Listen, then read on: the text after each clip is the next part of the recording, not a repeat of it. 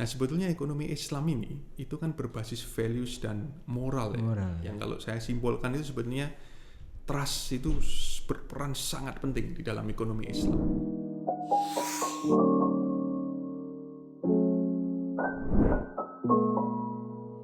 Beruntung sekali ini adalah podcast pertama di podcastmu, maka spesial tamunya adalah Bapak Ibrahim Fatwa Wijaya selaku Ketua PDMes Surakarta. Ngomong-ngomong Pak, Pak lagi, Mas, apa ngomong Mas? MES itu kalau kepanjangan saya tahu ya, masyarakat ekonomi syariah. Tapi apa itu MES itu? Coba panjang kasih penjelasan gitu, apa itu MES itu? Ya, terima kasih Mas Zaki ini, host yang luar biasa ini. Alhamdulillah ini merupakan siaran perdana ya dari podcast kolaborasi antara masyarakat ekonomi syariah Surakarta bersama dengan Radio Mentari FM ya. Ya, jadi sebetulnya MES ini merupakan sebuah organisasi non-profit ya, yang di sini itu memiliki visi dan misi untuk memajukan ya ekonomi syariah khususnya yang ada di Indonesia ini. Jadi masyarakat ekonomi syariah ini diisi dari berbagai kalangan ya, dari berbagai kalangan, baik itu ulama, baik itu praktisi maupun akademisi yang secara bersama-sama mencoba untuk mensosialisasikan, meningkatkan literasi ekonomi syariah di kalangan masyarakat, dan juga ada banyak sekali misi yang ingin ditempuh ya, seperti untuk memperkuat posisi UMKM, memperkuat industri halal, memperkuat industri keuangan syariah juga, dan juga tentunya karena ini di era digital ya, salah satu misi MES juga untuk memperkuat ekonomi digital ya. Jadi memang kegiatan kita cukup banyak ya, dari tidak hanya meningkatkan literasi keuangan syariah, tapi juga sampai ke hal-hal yang mungkin lebih ke menyentuh aspek praktis juga ya, seperti membantu UMKM, seperti itu Mas Yaki. Kata kuncinya ini literasi ya, literasi ekonomi, tapi syariah gitu ya. Betul. Berarti kan cakupannya luas ini ya, cakupannya luas. Ada praktisi, ada akademisi, ada ulama juga. Akademisi ada ulama. Kemudian banyak mulai dari pembahasan hukum sampai praktek di lapangannya. Ini saking luasnya gitu tuh. Untuk PDMes Surakarta, kira-kira ini apa ini program awal ini, prioritasnya apa dulu, prioritas untuk literasi ya. Jadi karena cakupannya luas, ada kuliner halal, ada ekonomi syariah, besok berkembang, padahal ekonomi itu berkembang nanti ada saham, ada kripto dan sebagainya. Ini prioritas untuk PDMes Surakarta ini apa ini? Ya, jadi memang betul ya, memang kita masih perlu berjuang bersama untuk meningkatkan literasi keuangan syariah masyarakat Indonesia, khususnya masyarakat di Solo Raya. Karena memang kalau kita lihat data dari OJK, data dari Bank Indonesia itu menunjukkan memang literasi keuangan syariah masyarakat itu masih cukup rendah ya. Artinya bagaimana kita mau mengembangkan sebuah industri halal, bagaimana mau mengembangkan, memperkuat industri keuangan syariah apabila literasi keuangan syariah masyarakat itu masih cukup rendah. Jadi memang ini merupakan pondasi ya, untuk istilahnya memperkuat aspek-aspek praktis seperti yang kita sebutkan tadi ya. Yang kedua, memang kita di masyarakat ekonomi syariah ini sudah berusaha merangkum berbagai aktivitas. Ada yang sudah kita jalankan, ada yang mau kita jalankan untuk bersama-sama tadi meningkatkan literasi keuangan syariah ya. Kita sudah memiliki sebuah buku ya, ini jilid 1 sudah kita luncurkan di beberapa bulan yang lalu, yaitu mengenai khasanah ekonomi syariah ya. Jadi topik besarnya ada 3, yaitu mengenai bisnis dan keuangan syariah, kemudian zakat ya, infak sedekah, dan juga bisnis, keuangan, dan juga ekonomi syariah ya. Jadi itu ditulis oleh berbagai kalangan ya, tidak hanya ulama tapi juga bisa praktisi dan juga akademisi ya. Dan ini bisa diunduh secara gratis, secara bebas oleh masyarakat ya. Kemudian selain itu kita juga mencoba membangun studio podcast ini yang berkolaborasi dengan Mentari FM ya dalam rangka untuk meningkatkan literasi juga. Jadi nanti diharapkan studio ini bisa menghadirkan berbagai kalangan ya, tidak hanya anggota MES atau pengurus MES saja, tapi juga tokoh-tokoh, praktisi dan akademisi di luar sana yang bersedia sharing ilmu, sharing informasi mengenai ekonomi syariah ya. Selain itu kita juga penting juga saya kira memberikan semacam TOT atau muzakaroh lah istilahnya itu, ulama-ulama, ustadz-ustadzah baiknya memang kita undang, kita beri pemahaman ya mengenai ekonomi syariah ya secara komprehensif, yang nantinya diharapkan para ulama, para ustadz-ustadzah ini bisa menyebarluaskan konsep-konsep pengetahuan ini di jamaahnya ya. Kita sudah beberapa kali menyelenggarakan itu ya, terutama di kepengurusan sebelumnya kita sudah beberapa kali menyelenggarakan itu. Saya kira program itu perlu kita lestarikan ya, perlu kita jalankan secara istiqomah nanti. Nah, itu terkait program literasi saya kira itu Mas. Di samping kita juga beberapa kali sudah mengadakan juga webinar-webinar ya, diskusi-diskusi secara online ya, karena ini di era pandemi ya, dalam rangka meningkatkan literasi keuangan syariah. Cukup banyak kegiatannya. Padahal usianya baru berapa tahun nih setelah pelantikannya? Kalau pelantikannya kita Desember kemarin Mas ya, jadi enggak dari awal lah, dari SK turun ya. Ya SK turun sudah sejak Juni ya, kemudian kita ada acara pelantikan itu Desember ya, sedikit banyak kita kerja ngebut. Tapi keren ya, karena dibantu banyak pihak saya kira ini. Terus yang biasa. Untuk apa tadi bukunya tadi bentuknya fisik apa e-book apa, dan kita bisa dapat di mana itu ya? Ya, untuk buku kita bagikan dalam bentuk e-book ya. Nanti bisa dibuka Instagram MES Surakarta, di situ ada link. Nanti tinggal diklik linknya, insya Allah bisa di-download nanti. Alamatnya Instagram? mes.surakarta. Ya. Ingat ya, mes.surakarta. Ya. Nanti bisa download bukunya di situ ya. Betul, ya nanti bisa di-download. Ini ada 2 bagian besar, yaitu bisnis sama zakat yang masuk ya, dalam, dan juga keuangan syariah ya. Terus tadi mudzakarah. Saya ngomong dari mudzakarah dulu. Mudzakarah yang terdekat mau diadakan nggak ini kira-kira? Ya, kita memang sudah memiliki plan ya untuk mengadakan mudzakarah ini kalau bisa nanti di bulan Syawal, sekaligus silaturahim dengan berbagai ustadzah di kota Solo Raya ini. Saya kira itu kita akan coba undang beliau-beliau, kita sekaligus silaturahim ya di bulan Syawal nanti. Itu tema yang mau diangkat kan tadi ada bisnis, ada keuangan, ada ziswaf gitu. Untuk MES Solo mana ini yang mau diangkat dulu gitu? Ya, saya kira untuk beliau-beliau para ustadz-ustadzah saya kira pemahaman terkait bisnis Islam dan ziswaf saya kira sudah sangat kental ya, bagus kuat ya. Saya kira malah mereka yang harus memberikan wejangan ke kita. Nah, mungkin kita akan mencoba fokus di topik-topik mengenai keuangan dan investasi syariah saya kira ya. Yang kontemporer ya misalnya. Kayak apa yang kontemporer sekarang mungkin di cryptocurrency apa. Ya mungkin belum sampai ke arah sana, tapi saya kira pemahaman mengenai produk-produk perbankan syariah, bagaimana konsep-konsep, prinsip, kemudian mungkin investasi syariah ya di pasar modal syariah itu saya kira perlu juga disampaikan itu. Habis itu hasilnya kan mestinya dibukukan juga, disebarluaskan juga ya untuk hasil dari mudzakarah tadi. Mestinya ya. Gimana? Bisa juga, saya kira bisa juga diagendakan ke arah sana ya. Jadi paling tidak notulensinya itu bisa kita bukukan lah setelah diedit mungkin ya. Ini tadi tataran konsep, dalam artian Islam yang ekonomi bisnis itu kan konsep semua itu. Kalau ulama kan mesti bicara kalau dalam usul fikih itu semua itu boleh kecuali yang dilarang. Nah, itu kan konsep. Nah, sekarang MES apakah menyentuh di tataran praktis ya, tadi disebutkan UMKM, kita membina UMKM dan sebagainya itu. Bentuk konkret dari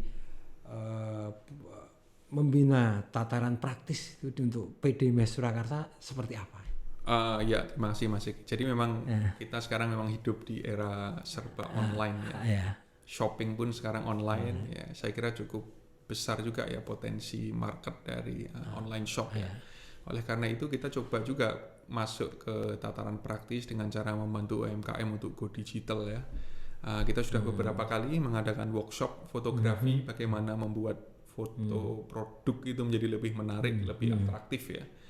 Kita hadirkan fotografer profesional ya kemarin bersama Mbak Suin ya. Kemudian kita undang teman-teman UMKM biar bisa belajar langsung, praktek langsung menggunakan HP masing-masing ya. Foto pakai HP ya? Ya, foto pakai dan hasilnya lumayan bagus juga. Ya. Salah satu konsep yang kita usung di membantu UMKM ini adalah sharing facilities Mas Yaki. Sharing. Wah, itu konsep sharing ekonomi ya. Betul, karena memang kekinian. Betul, kita kan selalu bicara ekonomi Islam tuh harus profit and loss sharing gitu. Tapi ini agak dilupakan ini. Sharing facilities ini dilupakan. Kita coba angkat di MES ini. Bagaimana misalnya MES ini yang punya lighting, punya aksesoris fotografi, punya kamera itu alat-alat itu bisa dimanfaatkan secara free oleh teman-teman UMKM. Jadi ini konsep sharing facilities-nya di situ saya kira. Jadi teman-teman kan mungkin kalau mau invest beli lighting itu kan cukup mahal ya. Iya. Untuk lighting Godox seri SL60 aja itu satu set sudah 5 jutaan ya. Belum kamera aksesorisnya itu kan cukup mahal. Jadi kenapa tidak kita sediakan alat-alat ini, UMKM silahkan mengakses secara gratis. Jadi tinggal datang. Betul. Nanti difoto sendiri apa? Ya bisa difoto sendiri, bisa juga nanti banyak juga kita menggalang kerjasama dengan FOSE ya, Forum Silaturahmi Ekonomi Islam, teman-teman mahasiswa yang aktif di FOSE itu kita ajak juga gabung di program membantu UMKM ini. Kita punya program khusus namanya memang CSE Mas. Jadi ini Pusat Layanan dan Edukasi untuk UMKM ya. Kemudian kita juga coba menggandeng banyak perguruan tinggi ya dalam rangka membantu UMKM ini. Karena perguruan tinggi kan punya banyak mahasiswa nih, mereka harus magang, kemudian harus KKN ya. Saat beberapa waktu lalu kita bekerja sama dengan teman-teman mahasiswa ITB AAS ya, Institut Teknologi Bisnis AAS, ada sekitar 30 mahasiswa itu kita terjunkan ke UMKM binaannya BMT Dirgantara. Jadi sebelum terjun mereka kita latih cara memfoto produk, cara membantu UMKM go digital, mendaftar NIB dan seterusnya. Terus kita terjunkan. Ini ada juga teman-teman mahasiswa dari Universitas Muhammadiyah Surakarta juga membantu. Membantu kita ini dalam konteks sosial media, menjalankan sosial media, mempercantik sosial media kita dan juga mengurus podcast dan YouTube kita. Berarti bisa untuk internship juga magang bisa dan saya kira ke depan kita juga perlu juga memberi workshop mengenai video pendek Mas Yaki. Ini sudah kita agendakan insyaallah tahun-tahun ini ya. Kita akan coba bikin workshop juga bagaimana membuat video pendek supaya produk-produk teman UMKM ini lebih menarik, lebih atraktif kan. Iya, sekarang sukanya cerita ya. Ya, ada story-nya di situ, betul. Kalau Instagram ada reel-nya, ada isi story-nya, ada TikTok kayak. Itu fasilitas CSE di mana itu? Kita kalau ada yang tanya, Mas, kita UMKM mau memfoto produk kita, katanya gratis, itu di mana? Kemudian kontak personnya siapa gitu. Ya, jadi memang sementara ini kita markasnya atau sekretariat CSE itu ada di STIE swasta mandiri ya, di daerah Gading Kidul ya, di daerah Danukusuman. Jadi alat-alat ada di sana, nanti bisa dimanfaatkan ya. Ancer-ancernya soto Gading. Itu ada gang ya, ada gang kecil masuk aja ke barat, kemudian nanti dicari saja nanti ya. Pasti ada ya fasilitasnya, bisa digunakan. Bisa, asal kontak dulu ya, biar supaya nanti ada yang bantu menyiapkannya itu ya. Dan bisa kontak untuk dulu. Jadi bisa untuk foto gratis. Betul. UMKM, karena memang ekonomi era sekarang itu era digital itu sharing ekonomi ya. Jadi bukan saatnya kompetisi, tapi saatnya sharing ya. Kata ahli seperti itu yang saya ikuti di berbagai media, termasuk di media sosial. Kemudian berarti program-program MES itu secara umum yang udah berjalan apa? Kemudian apa yang mau direncanakan? Nah, kita kan mau tahu mungkin ada dari pemirsa yang bisa ikut ambil bagian, apa ikut ambil manfaat, apa gimana itu kira-kira bisa yang jelaskan. Ya, saya kira program yang sudah kita jalankan adalah CSE. Dengan mengusung konsep yang sangat luhur ya dalam ekonomi syariah, yaitu sharing ya. Jadi kalau misalnya ada masyarakat ingin berpartisipasi di program ini, saya kira sangat baik sekali kita sambut dengan tangan terbuka ya. Misalnya ada yang ingin memperkuat fasilitas untuk membuat video pendek, itu kita sangat terbuka ya. Bisa ya. Sangat terbuka menerima bantuan dari teman-teman dari masyarakat dari masyarakat di Solo Raya ini, khususnya untuk peralatan yang bisa dipakai untuk membuat video pendek yang nantinya ini memang bisa nanti dimanfaatkan secara gratis ya oleh teman-teman UMKM ya. Dan ngajarinya juga gratis ya. Ya memang kita usahakan itu workshopnya yang kita laksanakan itu gratis. Sangat membantu UMKM. Di saat go digital, foto itu memang jadi senjata utama. Betul. Foto, video, ketika jualan itu sudah bukan lapak, bukan kios, tapi lapak-lapak digital. Berarti terus yang mau dilakukan ke depan? Ke depan ya kita sudah melaksanakan rapat kerja ya Mas Yaki ya. Rapat kerja kita undang teman-teman dari pengurus MES ya, dari berbagai divisi ya. Jadi kita punya 3 divisi Mas Yaki ya. Ada divisi organisasi dan kaderisasi, kemudian divisi usaha ya, kemudian ada juga divisi keuangan dan fintech ya. Ya, jadi kita sudah merangkum berbagai usulan, sudah menyimpulkan berbagai proker ya yang akan kita laksanakan ya. Di antaranya misalnya kita coba pengen bikin platform UMKM bisa jualan di situ, tapi khusus untuk produk-produk yang halal misal seperti itu. Kemudian ada muzakarah yang tadi kita sampaikan ya. Kemudian kita cetak buku lagi, mungkin kita sudah punya jilid 1, kita akan coba jilid 2, jilid 3 dan seterusnya. Platform, muzakarah, buku. Ya, kemudian webinar juga saya kira perlu kita laksanakan juga ya. Ada juga kita juga pengen bikin kompetisi Mas Yaki. Kompetisi? Ya, kompetisi untuk teman-teman mahasiswa ya. Jadi biasanya kan sudah banyak ya kompetisi dalam bentuk karya tulis, kompetisi dalam bentuk menulis paper itu kan biasa. Kita coba ingin bikin juga kompetisi bagaimana membuat aplikasi ya, yang berbau syariah ya. Jadi nanti mahasiswa cukup kirimkan ide yang direkam ya, kemudian videonya mungkin 5-10 menit gitu dikirimkan ke kita. Kita akan coba seleksi dari video itu. Nanti ini kalau bisa ini yang terbaik saja, ini kita pilih 1, kita bikinkan betul aplikasinya ya. Gitu ya. Nanti bisa konsep, betul. Adu konsep ya, yang terbaik. Kita wujudkan. Ya, betul. Ya, kita insya Allah akan kolaborasi dengan salah satu rekan kita juga ya yang cukup aktif membantu ekonomi syariah ya, Degan ya, PT Degan di Jakarta sana ya. Wah, banyak sekali program-programnya dan ini ya, Mes tuh kalau salah tolong diluruskan. Selain literasi itu membentuk ekosistem ya. Ekosistem ya. Ekosistem ekonomi syariah gitu ya. Ya. Berarti kalau membuka ekosistem berarti ya memang harus diusahakan, dan ini kerja panjang, bukan kerja sehari 2 hari 1 periode, bukan, itu kerja yang mungkin beberapa generasi gitu ya. Itu generasi untuk membentuk ekosistem, karena ekonomi syariah memang harus diperjuangkan, karena kalau tidak diperjuangkan ya akan seperti ini ya, seperti yang kita tahu kalau market bank syariah itu baru 5% ya, mungkin belum beranjak di situ ya.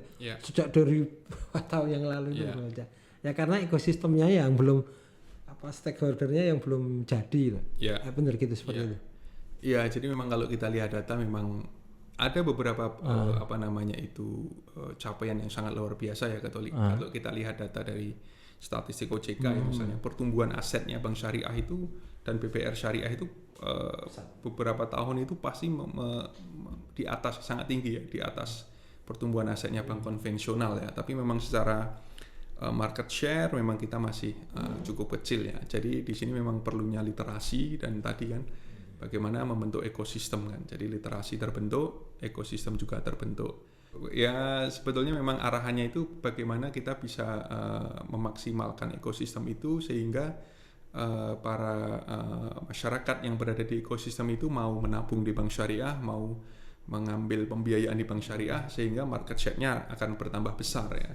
Harapannya kan ke arah sana ya. Tapi memang yang perlu kita garis bawahi juga memang seperti ini ya. Ekonomi syariah ini kan sebetulnya basisnya adalah values ya dan moral ya. Values dan moral kan sebetulnya. Jadi kalau kita kaitkan dengan teori di ekonomi konvensional, seperti misalnya ada teori yang dicetuskan oleh Williamson ya, Transaction Cost of Economics ya.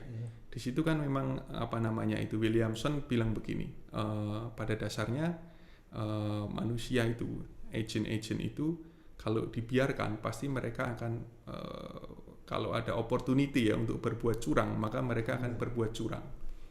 Tapi untuk meminimalisir itu kan mestinya di situ ada cost ya, cost untuk monitoring, cost untuk controlling, atau cost untuk enforcing the contract ya, enforcing the contract sehingga kecurangan itu bisa diminimalisir sehingga transaksi bisnis berjalan secara efisien dan efektif. Nah sebetulnya ekonomi Islam ini itu kan berbasis values dan moral ya. Yang kalau saya simpulkan itu sebetulnya trust itu berperan sangat penting di dalam ekonomi Islam. Kalau ada trust, maka otomatis transaction cost of economics itu akan turun. Tidak perlu ada monitoring yang berlebihan, tidak perlu ada controlling yang berlebihan. Saya katakan berlebihan. Controlling dan monitoring itu masih tetap penting. Tapi tidak berlebihan. Artinya kalau kita balik harus ada trust, tapi jangan sampai blind trust. Itu juga dilarang dalam agama kan. Terus apa yang bisa dampak positifnya apa dengan adanya trust ini? Satu, transaction cost of economics pasti akan turun sehingga kalau misalnya trust ini melandasi transaksi di antara ekosistem tadi, masyarakat yang saling percaya tadi dapat dipercaya. Betul, transaksi kan akan berjalan sangat efisien efektif. Dan ada satu tulisan dari Profesor Barney and Hansen itu bilang begini, trust itu menjadi source of comparative advantage. Jadi kalau misalnya para pelaku bisnis di ekosistem industri ekonomi syariah tadi itu transaksinya itu berbasis high trust, otomatis transaction cost of economics itu bisa ditekan, maka bisa memenangkan persaingan. Karena misalnya aktor bisnis lain ketika bertransaksi mereka harus mengeluarkan resources yang cukup banyak. Itu murah menekan tadi kan menekan transaction cost economics. Kalau misalnya di antara pelaku ekonomi syariah ini itu transaksi bisnisnya itu berbasis trust, itu luar biasa. Saya kira kejayaan ekonomi di bidang di era Kanjeng Nabi, di era Khulafaur Rasyidin ya, atau mungkin dari abad 7 sampai 13 atau mungkin sampai abad 17 itu bisa kita raih kembali saya kira. Tapi memang waktu itu memang trust based saya kira ya. Trust based transaction ya. Kanjeng Nabi memiliki trust based transaction bersama Siti Khadijah. Itu yang melandasinya trust sebetulnya kan. Iya, itu karena kepercayaan aja Nabi. Dipercaya amanah tadi disebut al-amin gitu ya. Betul. Jadi ini juga saya kira sangat perlu disosialisasikan kepada masyarakat ya, luas dan juga masyarakat pelaku ekonomi syariah ini. Karena trust base ini tadi manfaatnya saya kira luar biasa ya. Itu yang menjadi modal awal saya kira, awal.